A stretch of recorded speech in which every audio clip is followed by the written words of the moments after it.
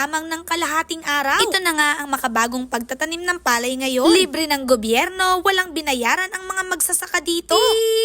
Hello mga bishi! Dito nga sa amin sa Barangay Santa Brígida, Mansalay Oriental, Mindoro, pagsasaka o pagtatanim ng palay ang isa sa ikinabubuhay ng mga tao. Kahit nga nalalapit na ang panahon ng tag-init, mayroon pa ring mga magtatanim ng palay. Panag-araw nga ang tawag namin sa panahon ng pagtatanim tuwing tag-init. Nung bata ko, tandang-tanda ko, ang mga nakatanim dito tuwing tag-init ay pakwan. Pero ngayon mga bishi, pwede ka na magtanim ng palay. Dahil ang aming barangay ay napapabilang na sa mga irrigated area na kung saan mayroon ng patubig galing sa NIA. At nitong nakaraan nga, ang aming barangay ang nagsagawa ng kauna-unahang drone seeding dito sa bayan ng Mansalay. Ito nga yung makabagong pamamaraan na pagtatanim ng palay gamit ang drone. Ang pagtatanim sa ekta-ektaryang lupa na inaabot ng ilang araw ay maaaring matapos sa 1 hanggang 2 oras lamang. Kasama nga namin ngayong araw si Sir Maynard Alcobera at si Sir Nino Muri, ang kinatawa ng Department of Agriculture Mimaropa Region. Silang ang dalawa ang mangunguna dito sa aming isasagawang drone seeding. Bago nga magsimula, kinausap muna ni Sir Maynard ang lahat ng beneficiary o ang mga taong may-ari nitong 10 ektaryang lupa na pagtataniman ng palay. Isang variety nga lang pala ng binhi ang kanilang gagamitin. At alam nyo ba mga bishi na ang mga binhing ito ay libreng natanggap ng ating mga magsasaka mula sa munisipyo? Bukod pa riyan, makakatanggap nga din sila ng libreng abono o di ba napakabongga? Pagsabog ng palay ay normally kanya-kanyang parsela. Kung ano lang yung pagmamay-ari mong tubigan, yun lang ang iyong pwedeng pasabugan ng palay. Pero ngayon, dahil nga drone seeding ang ating gagawin, maliit man o malaki ang iyong sakahan, ito ay pagsasama-samahin at ang binhi din na isasabog dito ay pagsasama-samahin din. Ipinaliwanag nga din ng taga-DA na kung saan papatak ang mga binhi ay hindi na nila kontrolado. Kahit nga pilapil ay magkakaroon ito, pero ang kanilang sinisigurado, pantay-pantay ang distansya, kaya mas maganda ang paglaki ng palay. Dahil bago nga sila magsimula mga bishi, nagkaroon na ng mapping kung saan tukoy na ng drone kung ano ba ang mga area na pagsasabugan ng palay. Sobrang laki nga ng matitipid ng may mga sakahan dito sa amin dahil alam nyo ba na libre itong gagawin. Napakaswerte nga ng aming barangay dahil kami nga ang napili na maging beneficiary nitong drone seeding. Napakaganda nga din na may mga ganito na makabagong teknolohiya sa pagtatanim dahil kapag nga tayo ay nagsasabog ng palay, may mga area na manipis, mayroon ding area na makapal na pinagsabugan ng binhi. Kasi nga naman kung ang tao ay magsasabog, sa una masipag pa, pero kapag nasa gitna na medyo tinatamad na yan, pagod na ba? Tapos kapag nasa dulo na siya ng palayan at mayroon pang natira, isasabog na lang lahat. Kapag kinulang ay di magadagdag. Pero dito sa drone seeding mga bishi, pantay-pantay, walang labis, walang kulang, sabay-sabay natutubo ang palay. 15 kilograms nga ang capacity nitong drone. Ang isang karga ay kayang mapasabugan ng palay ang 1 ektarya. Kada lipad nga nitong drone, isang battery ang magagamit at kapag tapos na, ito naman ay magpapalit. Titigil nga lang ang operasyon ng drone seeding kapag umuulan o kaya naman ay brown out. Dahil kada tigil nga nitong drone, papalitan yung battery. Pagkatapos, i-charge naman ito sa kuryente. Makikita nyo nga mga bishi, nagsasali na ng mga binhing binaba dito sa ating drone. Nagtataka din ba kayo kung bakit dito sa barangay namin isinagawa itong drone seeding? Ayon nga kay Sir Lito Pulhin, ang agricultural technologies ng ating munisipyo, 2 area dapat dito sa ating munisipyo ang pagsasagawaan nito. Ang kaso mo, Barangay Santa Brígida nga lang ang nakakompleto ng 10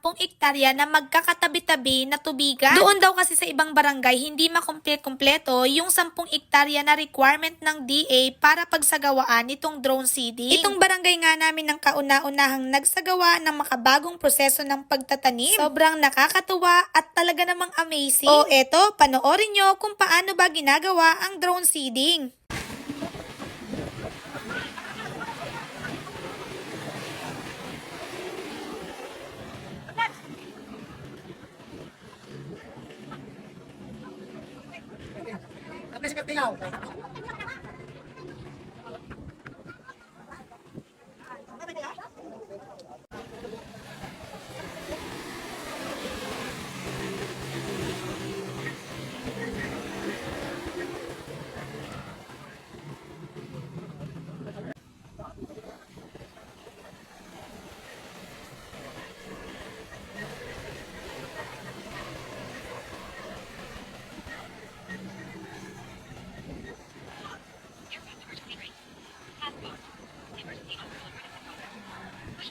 O diba mga bishi, napaka-amazing. Si Sir Maynard nga din ang piloto nitong ating drone. Hindi ganyang mabuti yung kanyang screen mga bishi. Mayroong mga linya at kitang-kita dito yung tinatahak ng ating drone. Masdan nyo ding mabuti, pantay na pantay talaga yung takbo niya. Kaya naman siguradong sigurado na lahat ng ating sakahan ay malalagyan ng palay. Nagiging color green nga ang linya kapag nasabugan na ng binhi at dilaw naman kapag hindi. Astig talaga mga bishi, amazing talaga dahil nung naandyan ako habang pinapanood ko ay amazed talaga ako. Habang nagsasagawa nga ng drone seeding, dumating ang aming Vice Mayor, walang iba kundi si Honorable Shernan Gamon. Pansinin yung mabuti mga bishi yung ating drone. Unti-unti ngang nauubos ang laman nito. Syempre isinasabog nga niya yung palay doon sa ating sakahan. Kapag nga ito ay naubusan na ng laman, babalik na siya dito sa kanyang pinagmulan. Pagkatapos, ito na nga ay papaltan ng battery dahil nabanggit ko nga sa inyo mga bishi, isang lipad nito ay isang battery. I-charge nga ito sa kuryente, tapos mamaya lang ay okay na, full charge na agad siya. O diba, bongga? Meron nga din palang sensor itong ating drone. Sabi nga ni Sir Maynard, yung mga gilid-gilid na hindi maaabot nitong ating drone kasi nga baka mabangga siya dito sa ating mga puno. Tao na nga lang daw yung mismong magasabog nito, pero yung mga gilid-gilid lang naman daw yun mga bishi kasi nga baka mabangga yung ating drone, hindi niya abot. Kita naman daw natin kung ano yung area na hindi nasabugan. Samantalahin ko na nga lang din po ang pagkakataon na pasalamatan ang mga taong nasa likod ng programang ito. Maraming salamat po sa ama ng aming bayan, walang iba kundi si Municipal Mayor Ferdinand Totoy Maliwana. Ang department head po ng DA, walang iba kundi si Sir Jemali Fautnao. Ang nagmula sa Regional Field Office, Ma'am Marcel Agustin. Kay Sir Lito Pulhin ng Agricultural Technologies ng ating munisipyo. At kina Ma'am Richelle Soriano, Lovely Ann Gaera, at si Sir Emer Tunasco, ang ating mga local farmer technician. Salamat din po sa aming agricultural engineer, walang iba kundi si Ma'am Candy Bernardo. Salamat din po kay Sir Silverio Bartolome, ang representative ng Leeds Agricultural Product Corporation. Ito nga po pala yung pinagkunan ng ating binhi. Sa aming butihing kapitan, walang iba kundi si Kapitan Donald Manuel. Siyempre, sa nagsabi sa akin na mayroon nga daw drone seeding dito sa aming barangay, ang Chairman for Agriculture, walang iba kundi si Konsihala Gemma Paz. Sa lahat po ng may-ari nitong 10 hektarya na sakahan, maraming salamat po. Bago nga ako magtapos, baka naman pwedeng maglambing sa inyo mga bishi. Pakisubscribe naman po yung YouTube channel ko,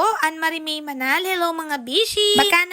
Baka naman mga bishi, pasubscribe naman po. Ilalagay ko na lang po ang link nito sa comment section. Kung nagustuhan mo nga itong aking video, paki-like and share naman ito. Huwag mo na din kalimutan na i-follow ako. O paano ba mga bishi? Hanggang dito na lang muna. Maraming salamat sa inyong patuloy na panonood. Patuloy po sana tayong pagpalain ng may kapal. Paalam!